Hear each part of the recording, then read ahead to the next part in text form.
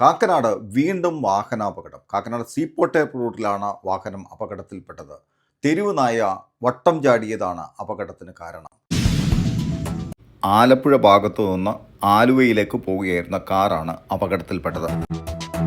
നിയന്ത്രണം വിട്ട കാർ തൊട്ടടുത്തുള്ള സ്ട്രീറ്റ് ലൈറ്റിൻ്റെ പോളിലേക്ക് ഇടിച്ചു കയറി.